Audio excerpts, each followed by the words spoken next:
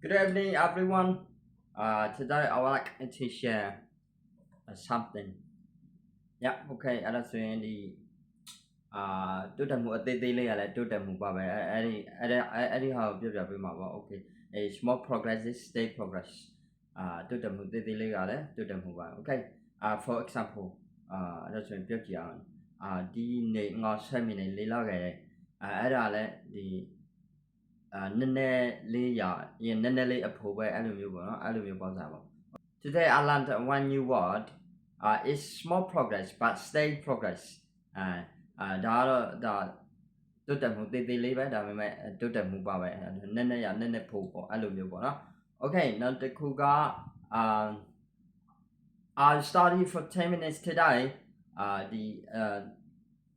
10 minutes ဒီနေ့ငါ10 minutes လေးလောက်ခဲ့တယ်ပေါ့It's small progress but it's steady progress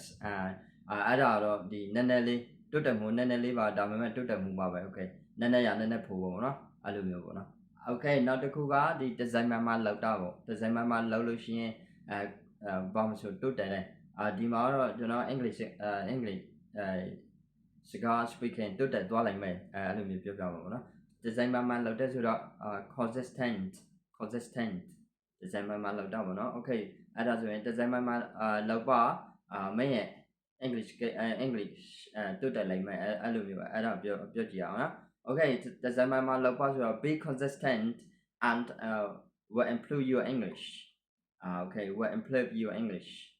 okay အဲ့ဒါ will improve ဆိုတာမင်းအဲ့ဒါတိုးတက်လိုက်မယ် your English မင်းရဲ့ English စကားပြော English စကားပေါ့နော်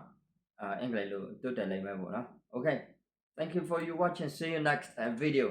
အကောလေးကို follow ထားပဲ